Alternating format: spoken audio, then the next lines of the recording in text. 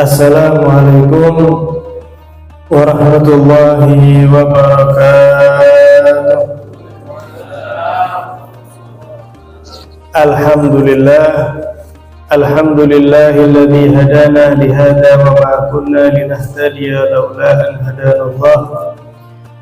Asyhadu an la ilaha illallah wahdahu la syarika lah alladzi la ilaha ghairuh. Wa asyhadu anna sayyidana wa maulana Muhammadan abduhu wa rasuluh alladzi la nabiyya ba'dah. Allahumma salli wa sallim ala sayyidina Muhammadin ghina'i fakhri wa hayati ruhi wa sururi qalbi wa najati fi dunya wal akhirah wa ala alihi wa sahbihi wa barik wa sallim. Hadirin hadirat yang dimuliakan Allah Subhanahu wa taala, alhamdulillah di sore hari ini kita kembali diberi izin oleh Allah untuk mengkaji bersama di Masjid Al-Ikhlas. Untuk kajian setiap hari Selasa sebagaimana diumumkan, insya Allah kita akan mengkaji tentang bab puasa. Kita mengkaji fikih khususnya secara spesifik tentang berpuasa. Nanti di akhir pelajaran, di akhir kajian, mungkin jika ada yang ingin bertanya, maka dipersilakan. Sebelum kita membahas apa itu syarat-syarat, kemudian kewajiban, apa yang membatalkan daripada berpuasa, terlebih dahulu kita harus memahami apa itu makna daripada as-shaum. Di dalam bahasa Arab, as-shaum asal daripada kata shoma yasumu shauman, yaitu memiliki makna al-imsak, yaitu menahan. Jadi puasa itu secara bahasa menahan. Menahan dari apapun. Menahan dari makan, dari minum, dari berbicara. Misalnya ada orang nggak berbicara, itu namanya as-shaum. Sehingga Siti Maryam ketika berkata, inni nazartu lirrahmani shauma falan ukallima al-yawma insiya. Saya itu bernazar kepada Allah untuk bersaum. Maksudnya bersaum di sini apa? Yaitu menahan. Menahan dari apa? Bukan menahan dari makan dan minum. Falan ukallima al-yawma insiya. Sehingga saya berjanji kepada Allah sebagai bentuk tirakat beliau tidak berbicara kepada manusia. Jadi puasa itu secara bahasa, secara etimologi memiliki makna al-imsak, yaitu menahan. Adapun secara syariat, puasa adalah menahan diri dari segala hal yang membatalkan puasa, yang insya Allah satu persatu kita akan membahasnya dari terbit fajar sampai terbenamnya matahari dengan niat yang dikhususkan. Allah Subhanahu wa ta'ala mewajibkan, mensyariatkan kepada kita hamba-hambanya melalui Nabi Muhammad SAW puasa Ramadan ini pada tahun kedua Hijriah, tepatnya pada bulan Sya'ban. Allah Subhanahu wa ta'ala menyatakan, ya ayyuhalladzina amanu kutiba alaikumusiyam kama kutiba alal ladzina min qablikum la'allakum tattaqun. Allah Ta'ala menyatakan, wahai hamba-hamba yang beriman, kutiba alaikumusiyam. Kutiba itu memiliki makna diwajibkan, diharuskan kepada kalian berpuasa. Nah, yang menarik hadirin, kenapa kok Allah Ta'ala menggunakan lafaz kutiba? Padahal untuk mewajibkan itu juga dalam bahasa Arab bisa menggunakan kata wajaba atau faradha. Wajaba mewajibkan, faradha memfardukan. Jika nggak pakai ya ayyuhalladzina amanu furidha alaikumusiyam atau ya ayyuhalladzina amanu wujiba alaikumusiyam. Tidak, tapi Gusti Allah menggunakan fi'il kutiba alaikumusiyam. Nah, di sini para ulama itu, para ahli tafsir menjelaskan, jika Allah Ta'ala itu menggunakan redaksi lafaz kutiba, berarti apa yang Allah wajibkan di dalamnya itu memiliki masyaqqah, memiliki berat yang melebihi daripada pelaksanaan ibadah yang lainnya. Tapi tentu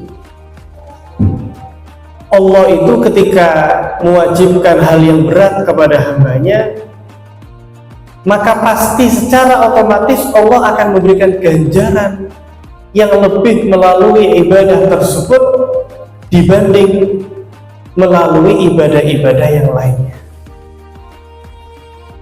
Betapa besar ibadah puasa ini, terlebih bulan suci Ramadan, hadirin.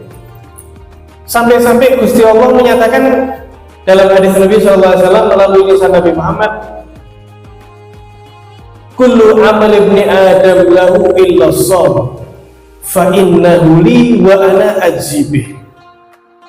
Allah Ta'ala niku menyatakan betapa agungnya ganjaran berpuasa, itu sampai menyatakan semua amalan manusia itu akan mereka dapatkan sendiri hasilnya, kecuali puasa, karena puasa itu untukku dan aku sendiri yang akan memberi ganjaran kepada hamba-hamba.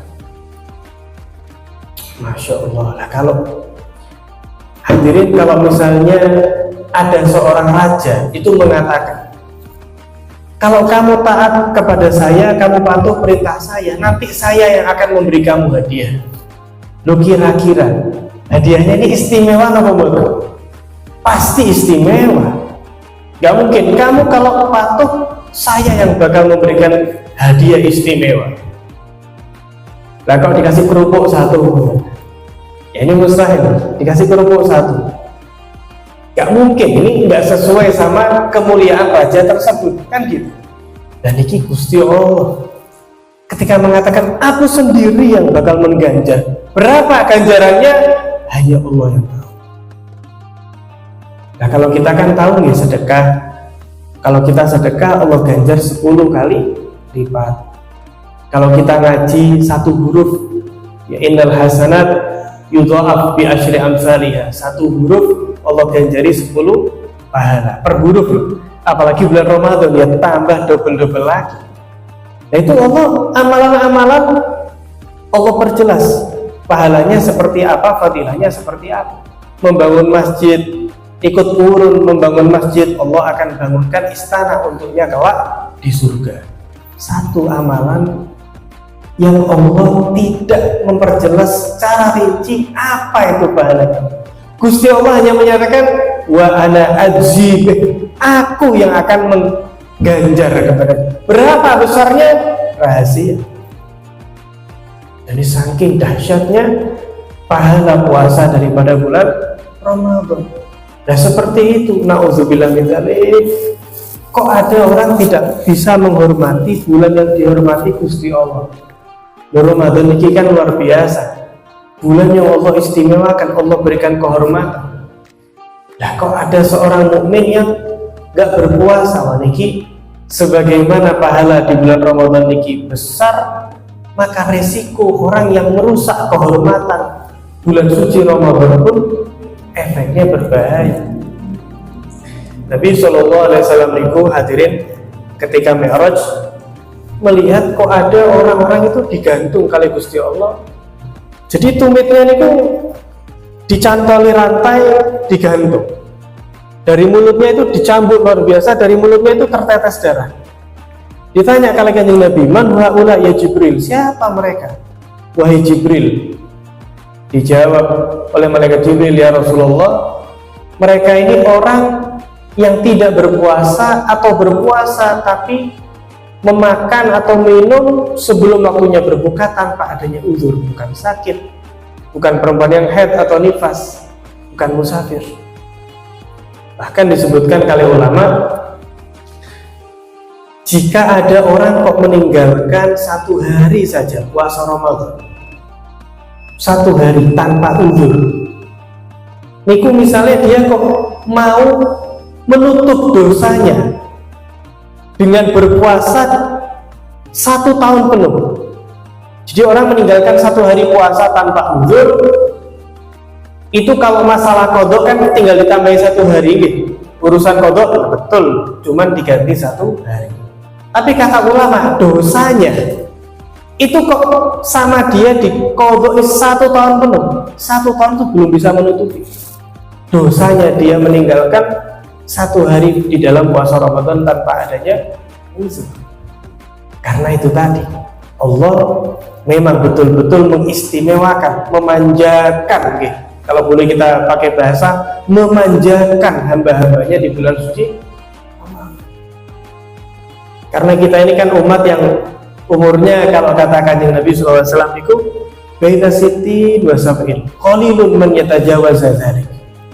Kata Rasulullah antara 60 70. Nggih, kalau ada yang di atas itu yaitu fadlullah, anugerah Allah Ta'ala untuk hamba tersebut. Tapi nggih kira-kira 60 70. Bahkan Masya Allah di zaman sekarang anak-anak muda kadang-kadang, dan kita sehat panjang umur nggih. Sehat panjang umur, sehat walafiat. Nah, karena kita itu umat akhir zaman yang usianya itu gak seperti umat terdahulu, hadirin, Masya Allah ratusan umurnya nih. Kadang ada yang ribuan zamannya Nabi Nuh, Nabi Idris, waduh tambah panjang lagi. Sehingga kesempatan mereka beramal semakin banyak, semakin panjang. Nah kita ini karena umat yang usianya tidak sepanjang para umat terdahulu, maka Gusti Allah kasih kesempatan. Ini loh bulan Ramadan, kamu saya kasih kesempatan di bulan Ramadan ini untuk melampaui bahkan amalan umat terdahulu,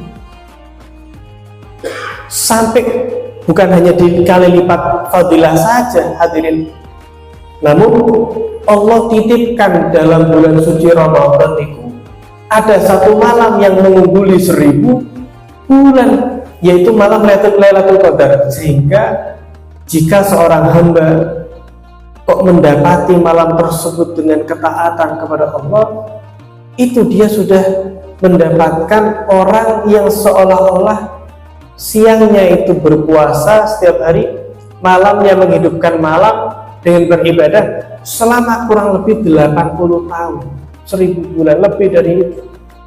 Ya kalau setiap tahun 80, setiap tahun mendapatkan malam Lailatul Qadar, ya bisa mengungguli umat-umat terdahulu. Lah kesempatan inilah hadirin, jika tidak digunakan oleh umat Rasulullah nggih heman. Nah kalau umat-umatnya Nabi Muhammad SAW yang lain berebut terawihnya kencang, minimal terawih nggih, minimal terawih. Kalau kita konsisten aja terawih, insya Allah kita mendapatkan malam Lailatul Qadar. Isya berjamaah, sholat terawih. Karena dikatakan oleh Nabi SAW, man shallal isya fil jamaah fa ka'annama qama nisfal lail. Barang siapa yang sholat isya berjamaah, maka itu dia mendapat ganjaran dari Allah seakan ia menghidupkan setengah malam. Apalagi lah kok subuhnya jamaah, ya tambah lagi kata Kanjeng Nabi, wa man shalla subha fil jamaah fa ka'annama qamal lail kullahu. Kok ada orang subuh berjamaah, ini diberi ganjaran oleh Allah seperti orang yang menghidupkan malam 1 malam. Ini jaminan isya jamaah, tarawih, subuh jamaah setiap hari bulan Ramadan, insya Allah niku jaminan pasti mendapatkan malam Lailatul Qadar. Dalam hadis yang lain niki sebelum masuk niki, supaya kita tahu betul niki bukan bulan main-main, niki bulan istimewa. Ada hadis yang sahih niki hadirin, diriwayatkan oleh Sayyidina Thalhah bin Ubaidillah. Sayyidina Thalhah bin Ubaidillah itu beliau melihat ada ini 2 orang teman, 2 orang teman yang usianya itu mirip sekali. Mereka itu beribadah ya bersama. Mereka Senin Kemis bareng, ngaji bersama, sholat berjamaah bersama. umroh haji nggih bersama. Alhasil dua teman niki hadirin ibadah niku persis, subhanallah. Teman dekat memang. Jadi Masya Allah saling memberi semangat. Kayak Masya Allah niki jamaah niki Insya Allah model seperti itu nggih. Wah ada ngaji sore dijak temannya. Nah, niki sahabat karib. Subhanallah, tapi salah satu di antara mereka itu ketika peperangan, ketika berjihad, jihad ini kan bukan gampil. Ini orang berarti sudah merelakan nyawanya, hidup mulia atau mati syahid. Saya mati di medan perang nggak apa-apa. Ini kan berarti mengorbankan nyawanya. Subhanallah, salah satu di antara teman itu ketika berjihad wafat dalam jihad tersebut. Temannya belum wafat. Teman yang satu lagi niku wafat 1 tahun setelah kewafatan temannya yang gugur dalam medan perang. Setelah keduanya wafat, Sayyidina Tolha itu yang kenal dengan mereka berdua.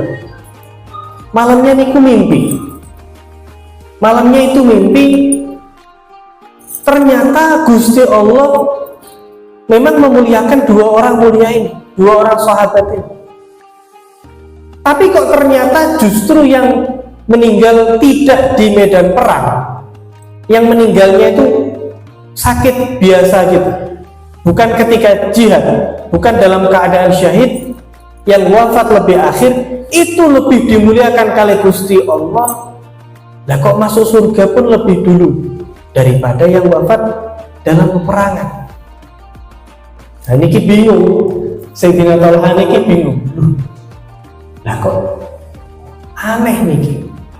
Lah yang satu itu syahid loh, wafat ketika berjuang perang, mati wafat di situ. Nah yang wafat setelahnya setahun ya tidak dalam keadaan syahid. Ketika pagi hari beliau langsung lari mendatangi Nabi Muhammad SAW.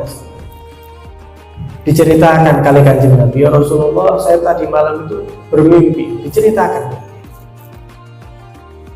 Setelah diceritakan, justru Nabi SAW itu tanglep. Min ayyi dzalika tajabun. Dari mimpi kamu itu mana yang membuat kamu itu terheran? Mana yang aneh? Loh, tidak ada yang aneh. Diperjelas keheranan Sayyidina Tolha, beliau menceritakan, ya Rasulullah, hadza kana asyaddur rajulaini ijtihadan wa mata fi sabilillah. Ya Rasulullah, lu yang satu ini wafat dalam keadaan jihad loh Kanjeng Nabi, dalam keadaan syahid, mati dalam keadaan syahid. Lah kok yang satu wafat tidak syahid malah masuk surga lebih dulu? Justru ditanya balik oleh Nabi, alaisa qad makatha hadza ba'dahu sanah. Apakah teman yang wafat lebih akhir itu masih mendapatkan 1 tahun lagi untuk kesempatan ibadah? Wa shalla kadza wa kadza raka'ah wa sajada kadza wa kadza sajdah. Apakah teman yang wafat lebih akhir itu tidak memiliki kesempatan untuk sholat lebih banyak, sujud lebih banyak daripada yang wafat lebih dulu? Alaisa qad adraka ramadhana wa shama. Tidakkah teman yang wafat lebih akhir itu masih mendapatkan 1 lagi kesempatan untuk berpuasa di bulan suci Ramadan? Diperjelas oleh Kanjeng Nabi, fama ba'dahu fama bainahuma ab'ad mimma bainas samai wal ardh.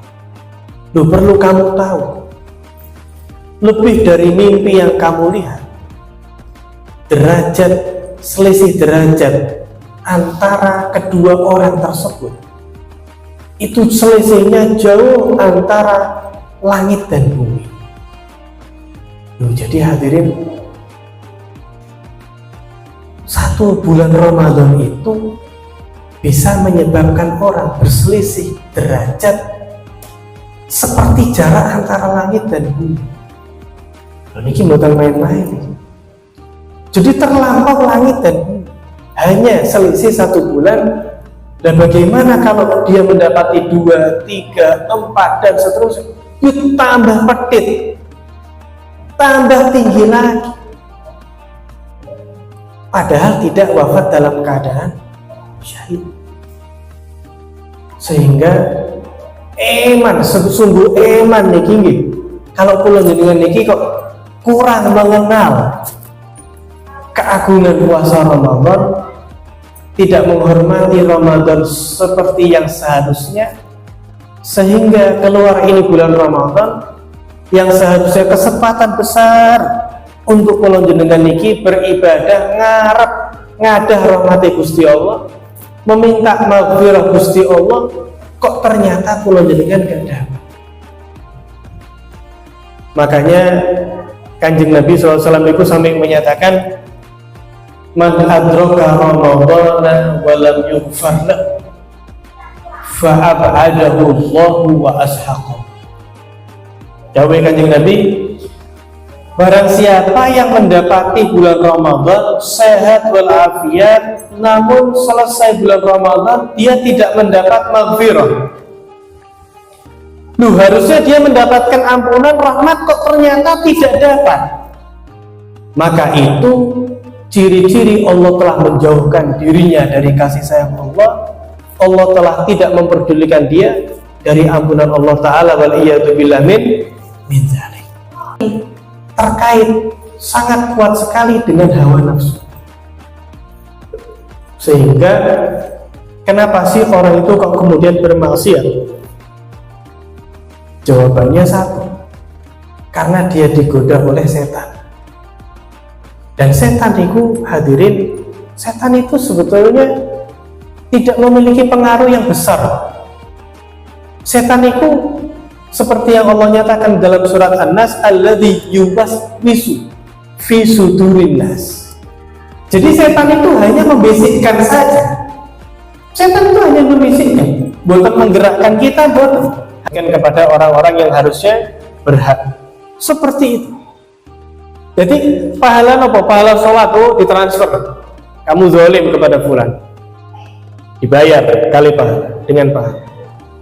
Oh, kamu ngerasani si fulan, oh pahala ngaji sekian juz ditransfer.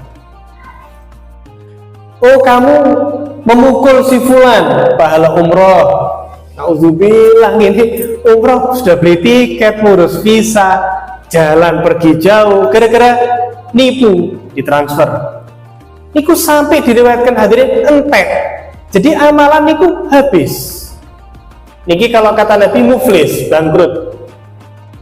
Kata Nabi, atadruna manil muflis? Tanglet kali para sahabat, kalian tahu tidak siapa orang yang bangkrut? Ya kata sahabat, ya Rasulullah, muflis niku man la mala lahu wa la mata. Bangkrut niku Kanjeng Nabi ya orang yang nggak punya uang, orang yang hartanya habis ludes, bangkrut. Kata Kanjeng Nabi, mboten nek bangkrut model seperti itu masih bisa dia berupaya lagi untuk mendapatkan uang dan harta. Namun hakikat orang yang rugi, kata Kanjeng Nabi, barang siapa yang wafat amalnya banyak, jamaah di masjid rutin, sedekah banyak, ngaji banyak, haji umroh banyak, puasa banyak, walakin, kata Nabi, zolama hadza, dia menzolimi teman, wasyatama hadza, ngatain, berbicara kotor kepada orang, wa akhadha mala hadza, mengambil harta orang lain, wa qtaba hadza, menggunjing, ngerasani orang lain. Akhirnya tadi nih ditransfer. Nah, nanti dikatakan hadirin, kalau sampai ludes amal itu, wah entek resik sudah. Naudzubillah min dzalik. Akhirnya malaikat mengatakan, ya Allah, sudah habis. Amalannya sudah habis dibagi. Loh, masih ada yang dizolimi? Masih, Gusti Allah. Amalannya habis, tinggal puasa. Tinggal amalan puasa. Maka kata Allah, lu puasa jangan. Puasa jangan dibagi. Fa innahu li. Puasa itu untukku. Wa ana ajzibi. Mana yang dizolimi? Dibayar kali Gusti. Ada yang memahami seperti itu. Jadi maksudnya fa innahu li, puasa itu untukku. Wa ana ajibih, aku sendiri yang akan melunasi daripada kekurangan-kekurangan tersebut. Jadi dahsyat ya, puasa niki kesempatan bisyarah, anugerah istimewa bagi mereka yang mengenal betul kehormatannya, menghormati bulan Ramadan, sehingga di dalamnya akan mendapat anugerah dari Allah Subhanahu wa ta'ala. Setiap malam niku hadirin, para malaikat itu sampai berkumandang. Saking kula jenengan niki gak denger. Denger ya, kaget dan pasti langsung semangat. Niku setiap malam Ramadan niku para malaikat berkumandang. Ya baghiyal khair aqbil. Wahai mereka yang mau beramal baik, aqbil, ayo niki kesempatan jenengan. Ini kesempatannya kalian untuk semakin ditinggikan derajatnya oleh Allah. Ini waktunya kalian. Wa ya baghiyash syarri aqsir. Ada riwayat adbir. Wahai kamu yang berencana berbuat buruk di bulan Ramadan, adbir, menjauhlah, tinggalkan rencana burukmu. Aqsir, hilangkan, selesaikan, tinggalkan amalan buruk yang mau kamu kerjakan tadi. Karena sebagaimana amalan baik itu Allah lipat gandakan di bulan Ramadan, maka seperti itulah Allah Subhanahu wa ta'ala melipat gandakan siapapun yang berbuat maksiat di bulan suci Ramadan. Hikmah puasa ini kata hadirin sangat banyak sekali. Di antaranya yang paling penting, dan itu Allah sebut nih di dalam Al-Quran, kutiba alaikumus siyam, diwajibkan. Kutibanya tadi alaikum, kepada kalian as-siyam, kama kutiba alal ladzina min qablikum, sebagaimana telah diwajibkan kepada orang sebelum kalian, hanya saja bukan bulan Ramadan.